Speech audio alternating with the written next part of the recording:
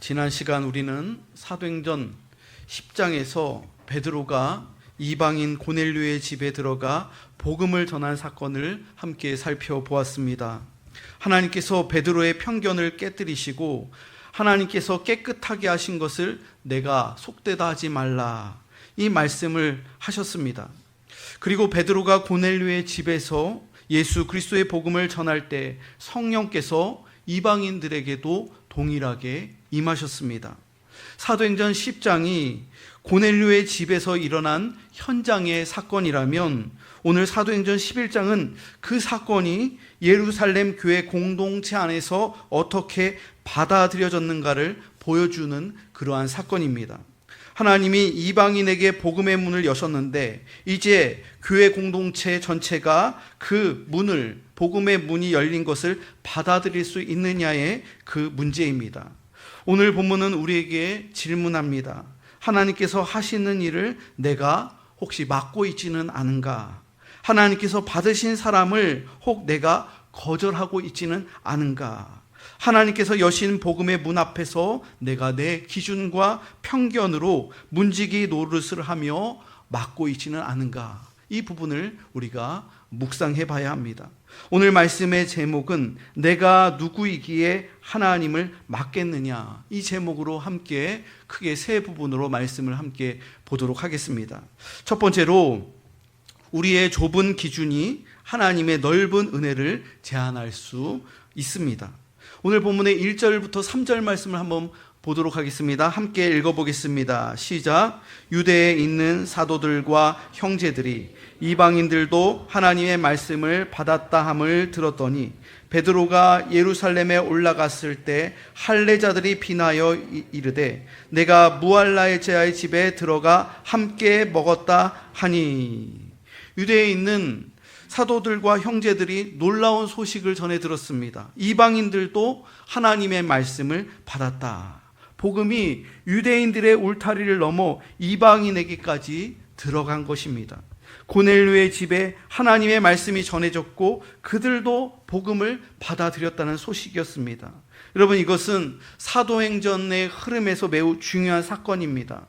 예루살렘에서 시작된 복음이 유대와 사마리아를 넘어 이제는 이방인들에게까지도 복음이 확장된 것입니다. 그런데 예루살렘 교회 안의 일부 사람들은 이 소식을 듣고 먼저 기뻐하지 않았습니다. 오히려 베드로를 비난했습니다. 내가 무할례자의 집에 들어가 함께 먹었다. 할례자는 유대인들을 말하고 무할례자들은 이방인들을 말하는 것입니다. 거룩한 할례자인 우리 유대인이 당신 베드로가 무할례자 고넬료의 집에, 이방인의 집에 들어가서 당신도 부정하게 되었다, 이렇게 비난하고 정죄하고 있는 것입니다. 그들의 눈에는 이방인들이 말씀을 받았다는 사실보다 베드로가 무할례자의 집에 들어가 함께 먹었다는 사실이 더 크게 느껴졌습니다. 영혼이 살아난 것보다 자신들이 지켜온 전통과 정결 규례가 깨지는 것이 더 불편하게 느껴진 것이죠. 물론 그들을 쉽게 비난할 수는 없습니다. 그들은 오랫동안 유대인들의 정결 규례 안에서 그렇게 살아왔습니다. 할례는 하나님의 백성이라는 중요한 표지였습니다. 그러므로 이방인의 집에 들어가 함께 먹었다는 것은 그들에게는 매우 충격적인 그러한 일이었습니다. 그러나 문제는 분명합니다. 하나님의 은혜보다 자신들의 기준이 앞서 있었습니다. 하나님께서 이미 이방인들에게도 말씀을 주셨는데도 그들은 먼저 그들이 말씀을 받았는가가 아니라 왜 그들과 함께 먹었는가, 부정한 그들과 함께 먹었는가, 이것을 그들은 물었다는 것이죠. 여러분, 이러한 생각이 우리 안에 보이지 않는 할례와 무할례의 경계가 될 수 있습니다. 여러분, 교회는 진리를 지켜야 됩니다. 복음을 흐리게 해서는 안 됩니다. 그러나 복음을 지킨다는 이름으로 사람을 밀어내서는 안 됩니다. 하나님의 은혜보다 내 기준을 더 앞세우면 안 됩니다. 하나님께서 은혜를 베푸시는데 내가 내 기준으로 혹 막고 있지는 않습니까? 하나님께서 받으신 사람을 내가 불편하다는 이유로 혹 밀어내고 있지는 않습니까? 우리의 좁은 기준이 하나님의 넓은 은혜를 제한하지 않도록 우리들은 먼저 자기 자신을 살펴봐야 한다는 것입니다. 두 번째로, 구원의 역사는 인간의 조건이 아니라 하나님의 주권에 달려 있다는 것입니다. 비난을 받은 베드로는 감정적으로 대응하지 않았습니다. 자신의 권위를 내세우지도 않았습니다. 그는 자신이 겪은 일을 차례대로 교회 공동체를 향하여 또한 유대인 신자들에게 하나하나 설명합니다. 4절에 보니까 베드로가 그들에게 이 일을 차례로 설명하여.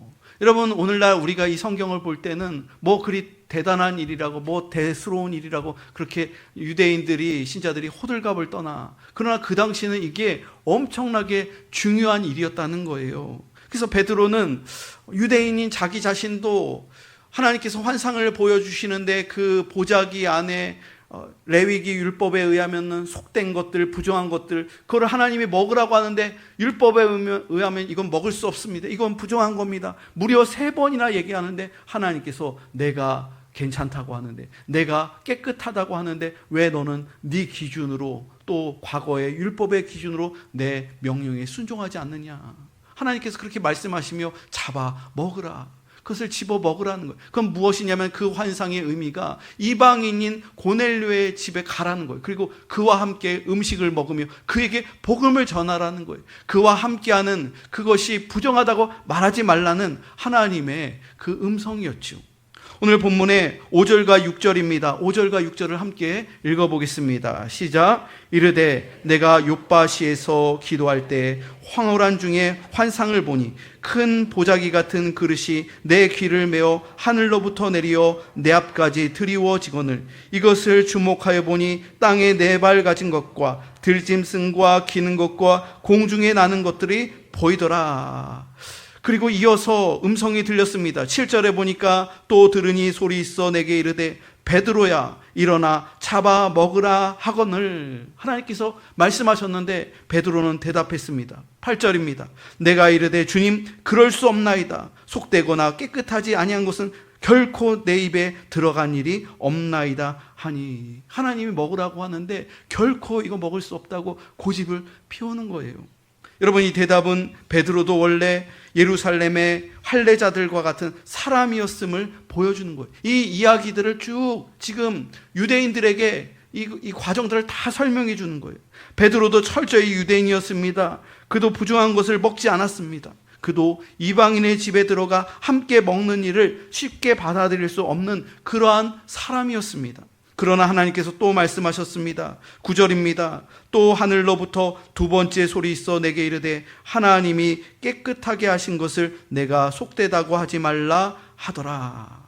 여러분, 베드로가 변한 것은 그 갑자기 생각이 넓어졌기 때문이 아닙니다. 하나님께서 무려 3번이나 반복하며 말씀하셨고 하나님께서 베드로를 깨닫게 하시고 하나님께서 그 길을 여셨기 때문입니다. 여러분, 정결과 부정의 기준을 결정하시는 분은 여호와 하나님이십니다. 누가 하나님의 백성인가를 결정하는 분도 하나님이시라는 거예요. 사람이 저 사람은 안 된다라고 말해도 하나님께서 받으시면 받으셨다는 거예요. 그리고 성령께서 베드로에게 구체적으로 말씀하셨습니다. 12절에 보면 성령이 내게 명하사 아무 의심 말고 함께 가라 하심에 이 6 형제도 나와 함께 가서 그 사람의 집에 들어가니. 베드로가 자기 혼자의 판단으로 고넬료의 집에 간 것이 아니라는 거예요. 성령께서 가라고 강권적으로 말씀하셨기 때문에 순종했다는 거예요. 그리고 혼자 간 것이 아니라 6 형제와 함께 갔다는 거예요. 6명의 교회 공동체, 유대인들과 함께 6명과 갔다는 거예요. 이 일은 베드로 개인의 돌발 행동이 아니라 교회 공동체 안에서 함께 확인할 수 있는 하나님의 역사였다는 사실을 입증하는 말씀입니다. 그리고 베드로가 고넬료의 집에서 복음을 전하기 시작했을 때 놀라운 일이 일어났습니다. 15절에 보면 내가 말을 시작할 때 성령이 그들에게 임하시기를 처음 우리에게 하신 것 같이 하는지라. 이미 고넬료와 그 가족들과 또 거기에 많은 사람들이 모였는데 그 사람들이 다 말씀을 들으려고 하는 그 마음의 밭이 다 이미 준비되어 되어졌다는 거예요. 그래서 그렇게 말씀을 전하자마자 그들이 그 말씀을 아멘으로 순종하며 받아들이고 회개하고 세례를 받는 놀라운 역사가 일어났다는 것이죠. 마치 처음 우리에게 하신 것 같이 오순절 마가의 다락방에 성령께서 임하셨을 때 거기에 모였던 120명의 성도들이 눈물을 흘리며 성령을 받고 방언 기도를 하였던 그 성령의 역사처럼 이방인들에게 우리처럼 그 역사가 일어났다, 이 말씀을 하는 것이죠. 제가 말씀을 준비하면서 CBS에서 있는 기독교 영상을 이렇게 봤어요. 선교사님들의 그 선교 역사를 보는데 존 로스라는 선교사님이 다른 선교사님이 조선 땅에 들어오지 않았을 때 구한말에 굉장히 어려운 그러한 시기 가운데 존 로스 선교사님이 성경을 번역해서 한글로 번역해서 성경을 이렇게 조선 땅에 배포하기 위해서, 복음을 증거하기 위해서, 복음의 씨앗을 뿌리기 위해서 그 성경 번역을 통해서 성경을 전달하고 여러 사람들을 통해서 그 성경이 이렇게 곳곳에 전달되는데 그 다음에 나중에 언더우드 선교사님과 아펜젤로 선교사님이 들어왔는데 그 얘기를 하는 거예요.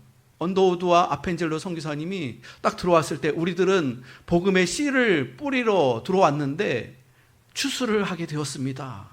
이미 많은 사람들에게 그 전에 존 로스 선교사님을 통해서 성경이 다 전달되니까 사람들의 마음이 성경을 미리 읽고 있었던 거예요. 그리고 막 신자들이 기도 처소에서 모여서 2-3명씩 기도하고 곳곳에 모였던 사람들이 선교사님이 들어오니까는 막 100명, 200명, 300명 곳곳에 모이면서 우리들은 복음의 씨앗을 뿌리러 왔는데 이미 씨앗을 뿌린 분이 있었고 우리는 거대한 추수를 하게 되었습니다. 이렇게 간증했다는 것이죠. 지금 베드로 역시 마찬가지예요. 고넬료의 집에 갔더니 그 이방인들이 우리와 같이 이미 마음의 준비가 다 된 상태였고 이 고넬료의 이 회심을 통해서 이방인 선교의 문이 열려지게 되면서 그 다음에 사도 바울이 나오면서 놀라운 그러한 추수의 역사, 부흥의 역사가 그렇게 이어지게 된 것이죠. 사랑하는 성도 여러분, 하나님께서는 당신의 말씀대로 일하십니다. 그리고 때로는 우리의 생각보다 더 넓게, 더 깊게, 더 크게 그렇게 하나님께서는 역사를 만들어 가시며 일하신다는 거예요. 그러므로 우리는 하나님의 역사 앞에서 늘 겸손하고 순종해야 될 줄로 믿습니다.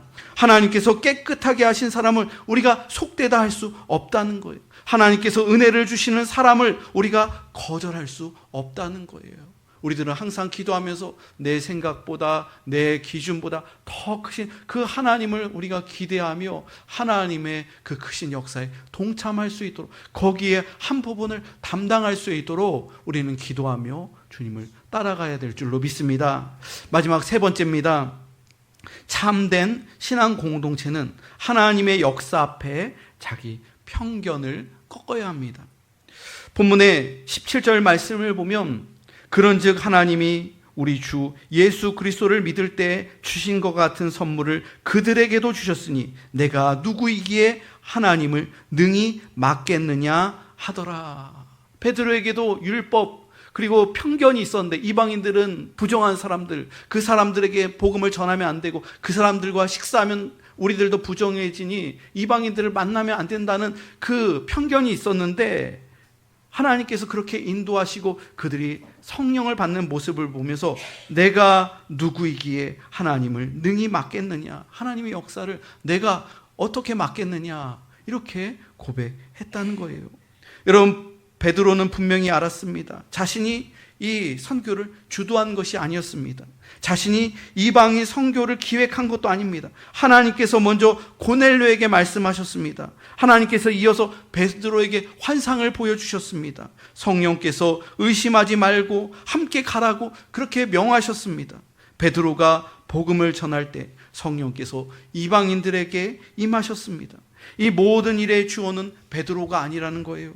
고넬료도 아니라는 거예요. 교회도 아닙니다. 하나님이 하신 거예요. 하나님이 보내셨습니다. 하나님이 깨끗하게 하셨습니다. 하나님이 성령을 부어주셨습니다.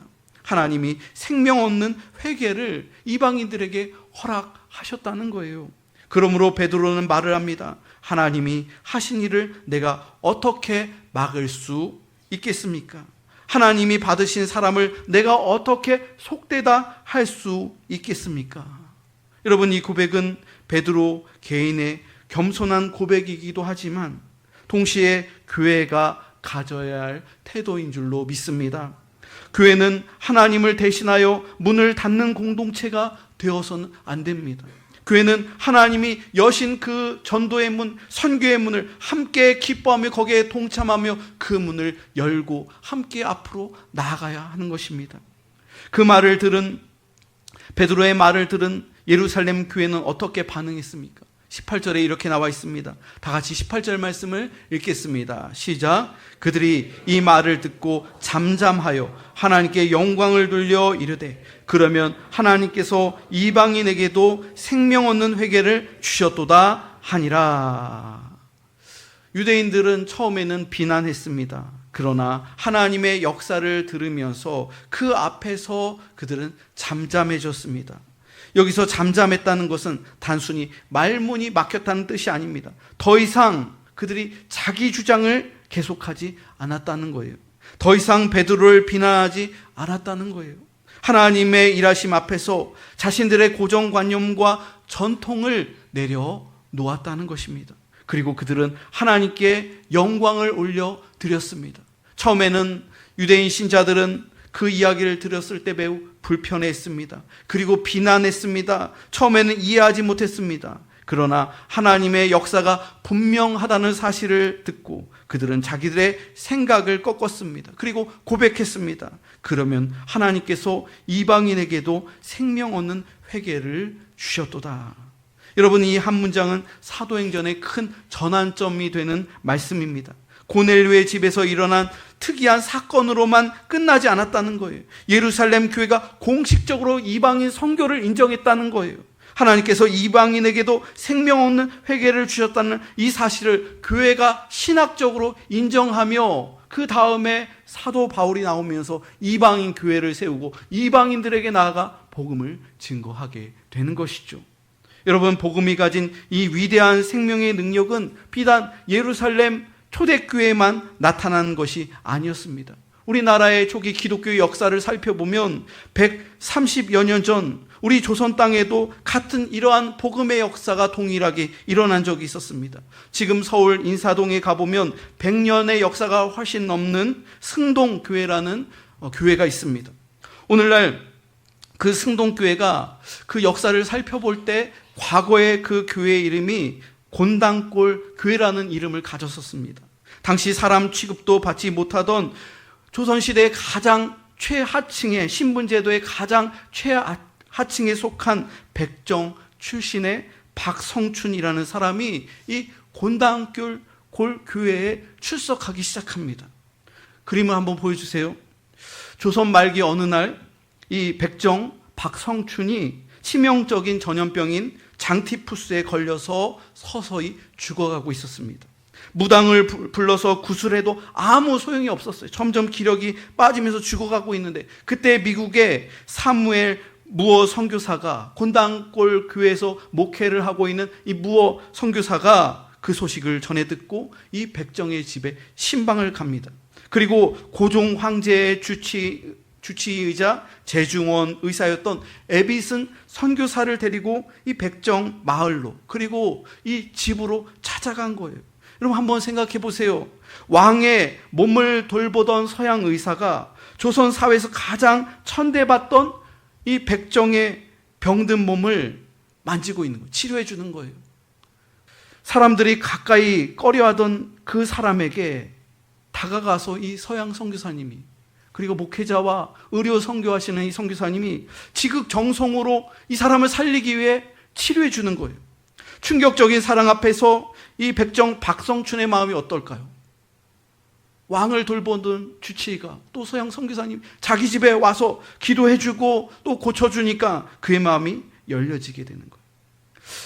사람들은 이 백정 이름도 없었어요. 이 성춘이라는 이름, 그냥 박씨, 박가 이렇게 불렀는데 성춘이라고 이름을 이렇게 한 건 교회를 나오면서 자기의 인생의 봄, 거룩한 봄, 성춘, 거룩한 봄이라는 뜻이에요. 자기의 인생에 거룩한 봄날이 왔다. 예수님을 믿으면서 그 봄날이 왔다는 거예요.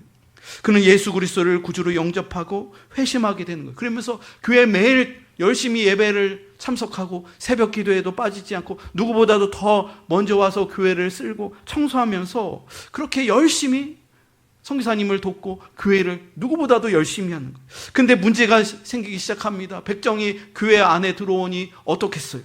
백정 박성춘이 교회에 열심히 출석하기 시작하자 교회 안에 갈등이 일어나는 거예요. 당시에 교회 안에는 양반들도 있는 거예요. 또 정부의 높은 관리들도 있는 거예요. 그 사람들이 이 백정이 오니까 또 천민이 오니까 양반들이 어떻겠어요?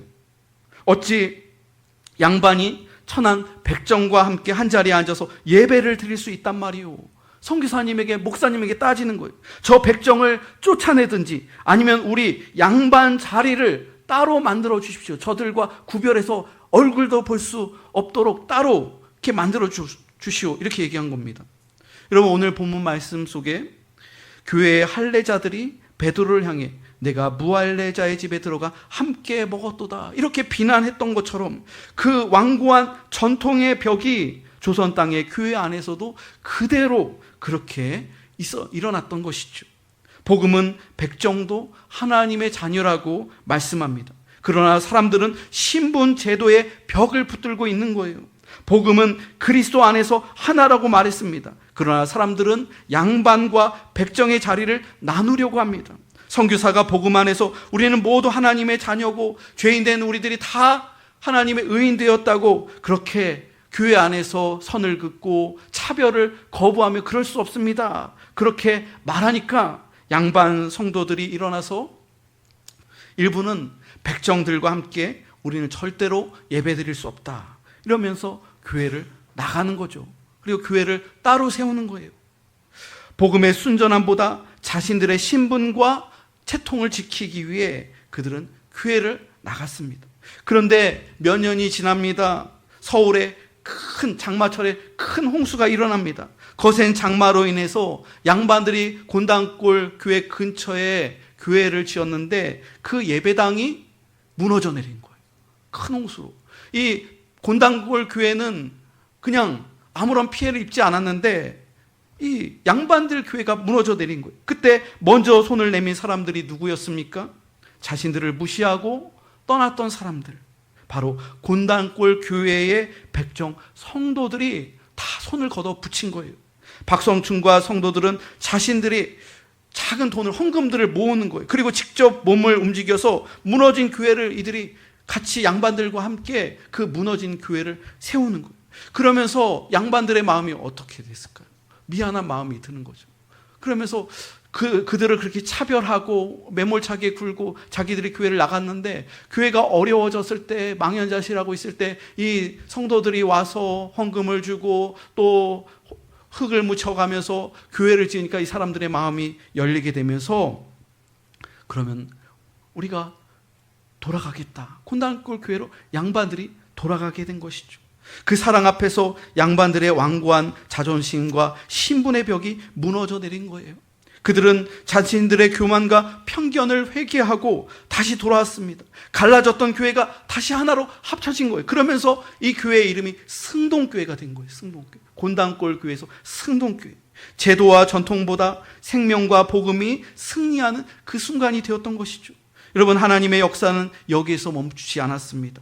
교회가 다시 하나가 된 후에 교회가 안정을 찾고 점점 부흥해 나가는데 승동교회에서 이제 장로를 세우게 되는 거예요. 처음 초대 장로 한 명을 세우기 위해서 이 교회가 공동의회를 개최했는데 양반들과 또 평민들과 또 천민들이 다 모인 그 자리에서 성도들의 압도적인 찬성으로 초대 장로로 세워진 사람이 누구일까요?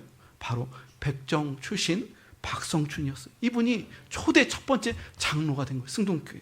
그리고 두 번째로 그 다음에 장로가 된 분이 있습니다. 그 다음에 두 번째 장로 된 분이 있는데 갓을 쓰고 있는 사람인데 그는 놀랍게도 왕가의 출신, 혈통을 가진 이 여한이라는 분이 두 번째 장로가 된 거예요.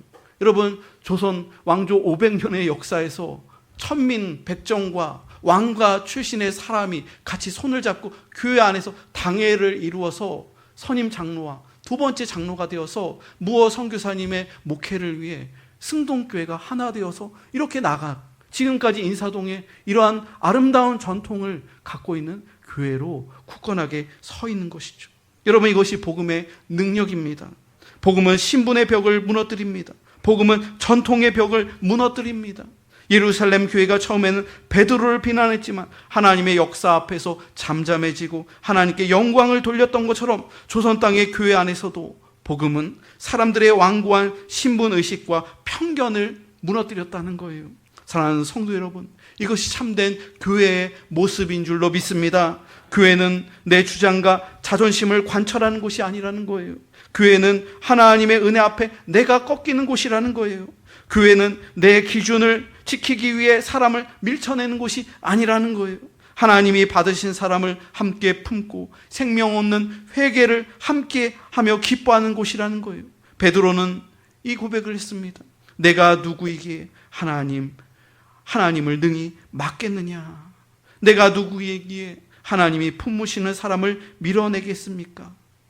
여러분, 공복교회가 하나님을 막지 않는 교회가 되기를 축복합니다.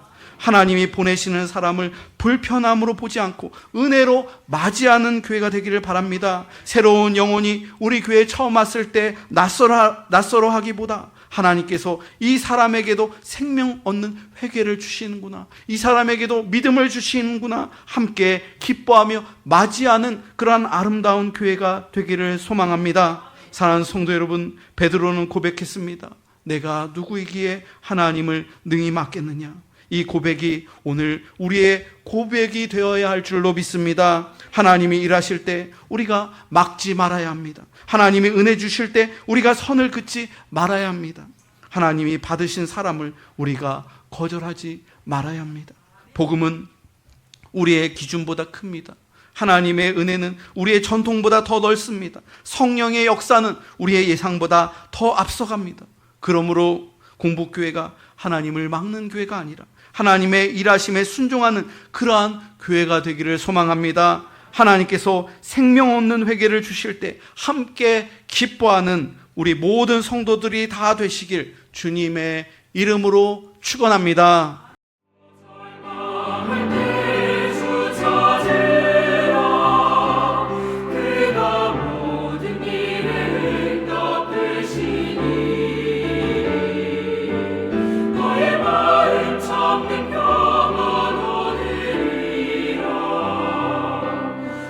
예수